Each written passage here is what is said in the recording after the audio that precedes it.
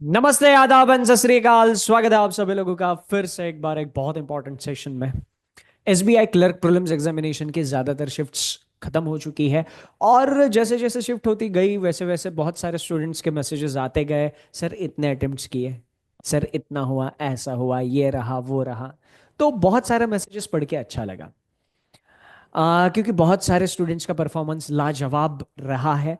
और इस बार जो हम सिलेक्शन का सिलसिला लेके चले थे वो और ज़्यादा हमें देखने को मिल सकता है। तो बेसिकली अभी तक शाम के सेशंस में हम लोगों ने प्रीलिम्स के लिए जो भी मेहनत करी थी वो रंग लाई है। पर इसमें अब हो क्या रहा था ना, कुछ स्टूडेंट्स के अटेम्प्ट बहुत अच्छे थे, कुछ लोगों का फर्स्ट अटेम्प्ट था तो एक्सपेक्टेशन के हिसाब से चीजें नहीं जा पाई। कहीं ना कहीं जैसा उनको एक्सपेक्टेड था वैसे अटेम्प्ट नहीं कर पाए। तो फिर उनके दिमाग में थोड़ा सा डायलेमा है कि यार सर मतलब क्या होगा, मेंस के लिए तैयारी करे या नहीं करे, मतलब। तो वही वो सारी चीजें डिस्कस करने के लिए ये सेशन आप लोगों के साथ हम लोगों ने प्लान किया है। तो सुमित सर, कट ऑफ की बात करने जा रहे हो तो फिर बहुत सारा प्यार मिलने वाला है ना। बहुत सारे लोग आके आपको बताने वाले हैं सर आपने ये गलत बोला है, मेरे में ऐसा नहीं था वैसा नहीं था, सर ये होगा ही नहीं। तो ऐसा बहुत सारा प्यार मिलने वाला है आपको, तो क्या कहना चाहोगे आप उस प्यार को? Yes sir, definitely. तो ये तो होना ही है। मतलब क्या होता है ना सर, कि कुछ बच्चे ऐसे होते हैं जिनका अटेम्प्ट ज्यादा रहता है, तो उनको कट ऑफ कम लगता है।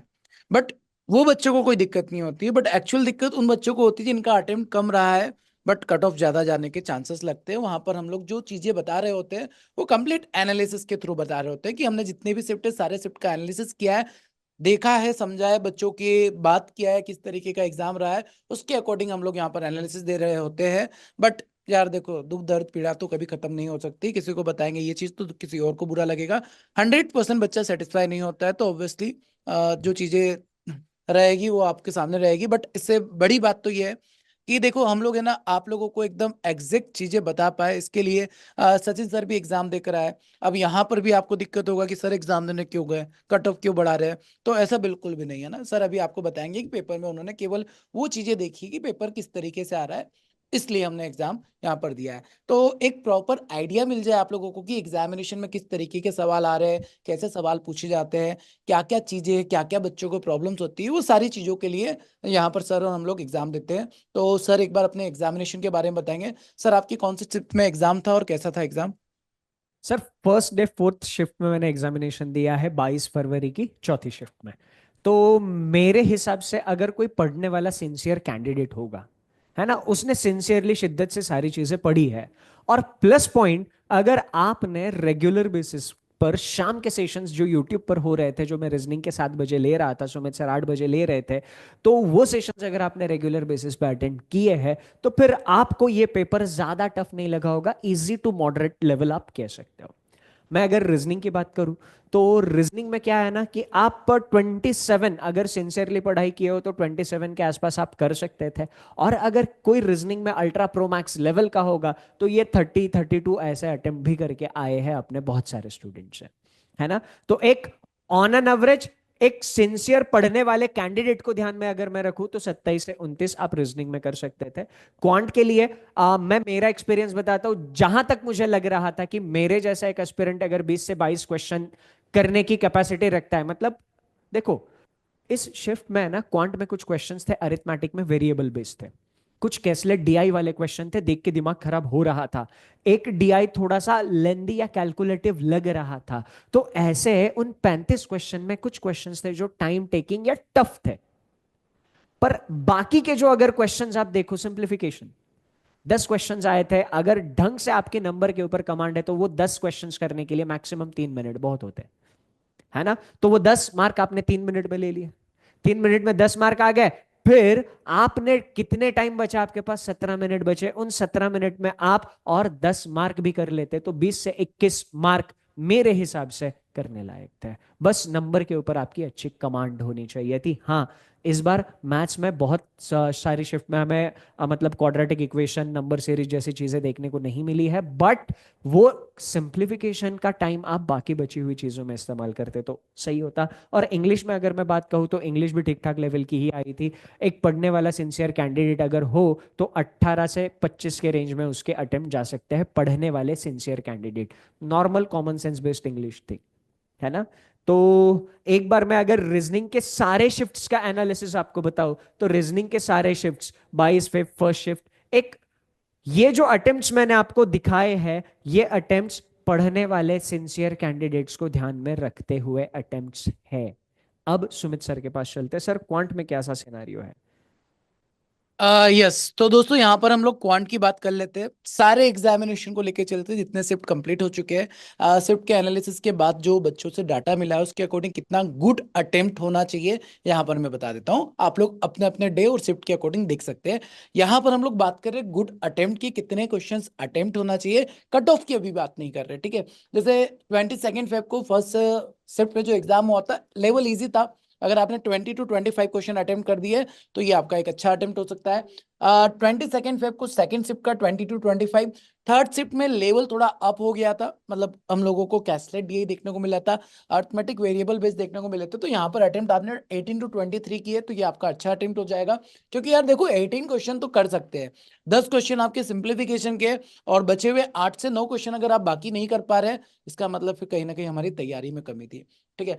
फोर्थ शिफ्ट की बात करें तो अगेन 18 to 23 अगर आपने अटेम्प्ट किया है तो ये आपका बहुत अच्छा रह सकता है। 22 का first shift, second shift, third shift, fourth shift, चारों शिफ्ट की बात करें तो कोई ज्यादा बदलाव देखने को नहीं मिला था।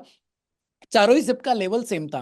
मतलब थोड़ा सा जो हम लोगों को लेवल अप दिखा था वो फर्स्ट डे, सेकंड, थर्ड और फोर्थ शिफ्ट में देखने को मिला था। तो यहाँ पर आपका 20 to 25, 20 to 25, 20 to 25 के बीच में अटेम्प्ट रहता है क्वांट में। तो ये आपका सबसे बढ़िया अटेम्प्ट हो जाता है। अब 20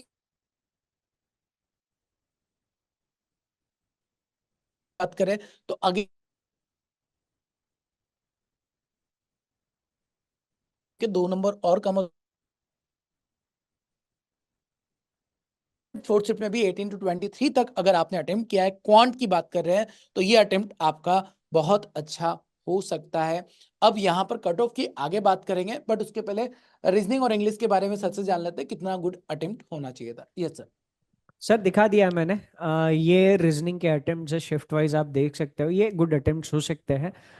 ये इसलिए भी मैं बोल रहा हूँ क्योंकि रीजनिंग की यार मतलब पजल्स जो भी पूछी गई थी, दो दो केसेस बना के सॉल्व हो रही थी।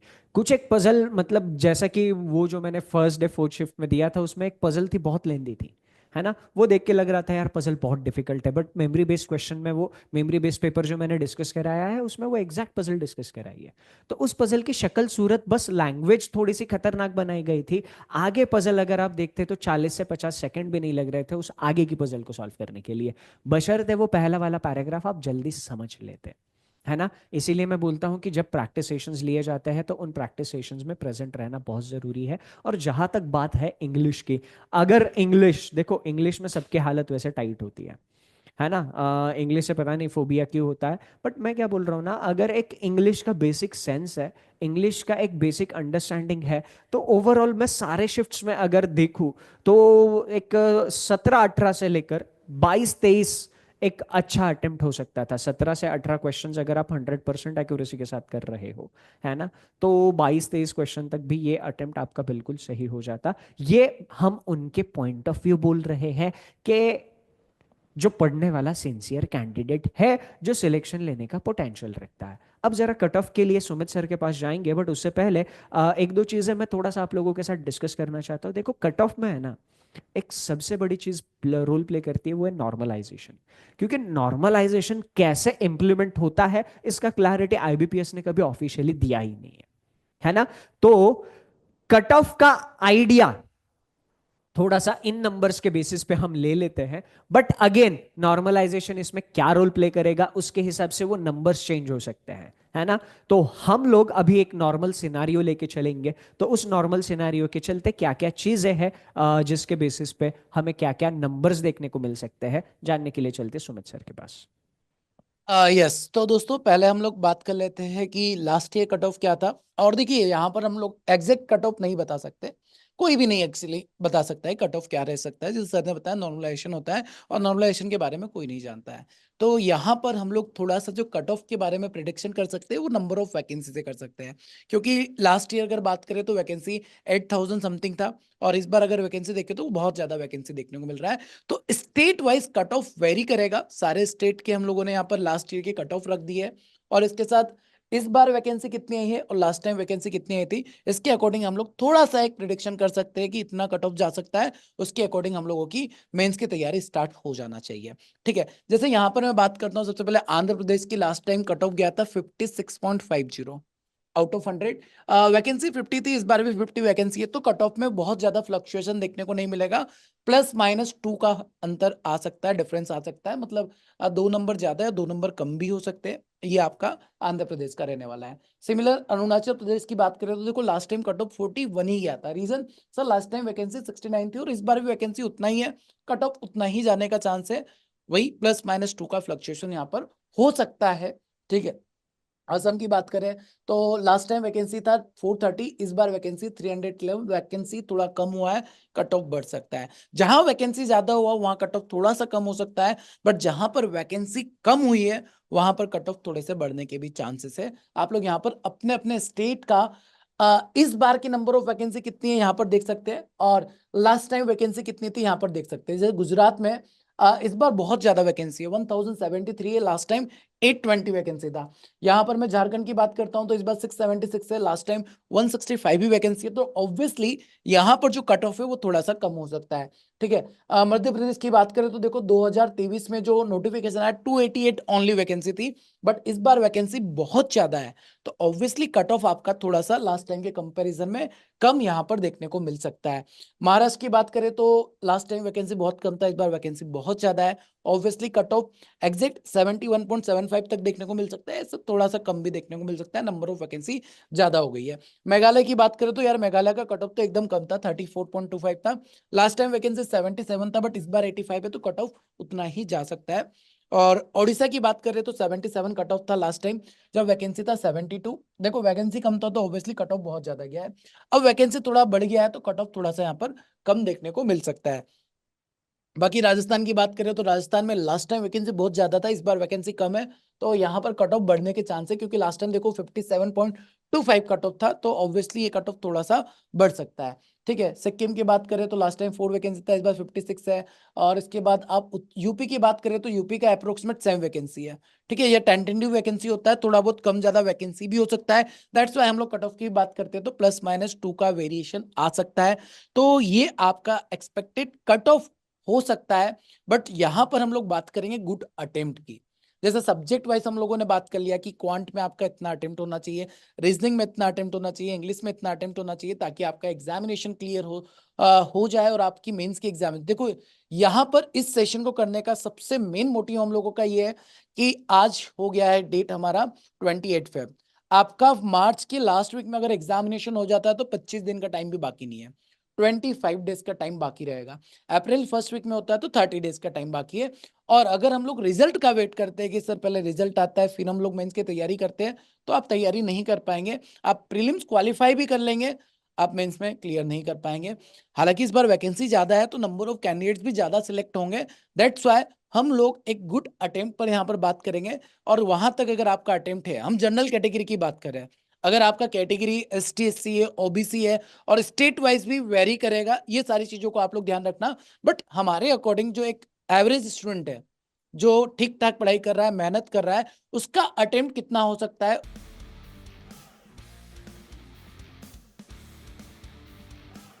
तो यहाँ पर सुमित सर ने आपको सारी चीजें बता दी है।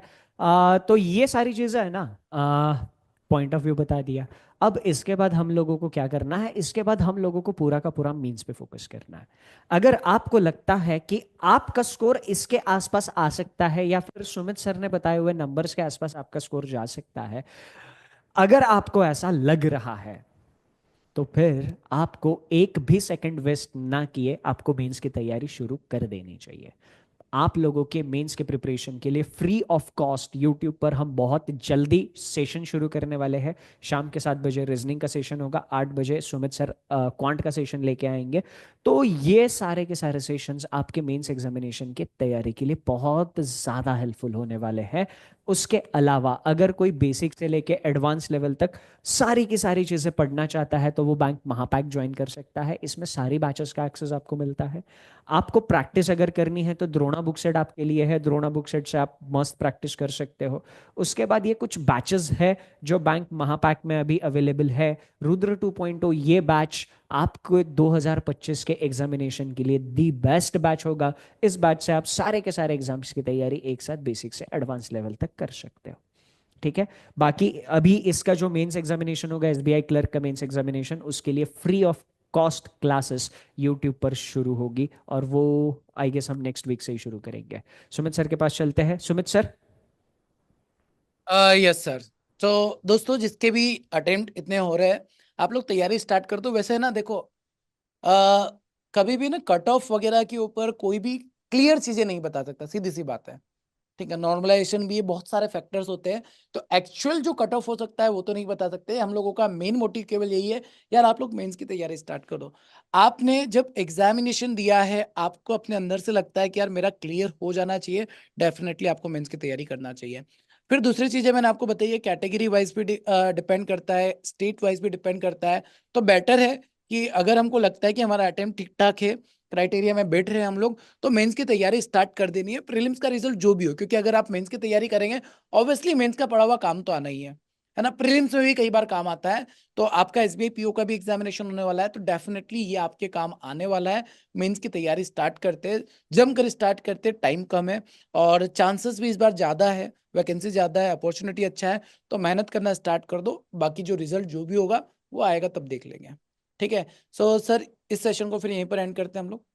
Yes sir. यस, तो इस सेशन को दोस्तों यहीं पर एंड करते हैं, बाकी मिलते हैं अपने नेक्स्ट रेगुलर सेशन में। तब तक के लिए सभी अपना ध्यान रखेंगे। Thank you so much, bye bye, take care.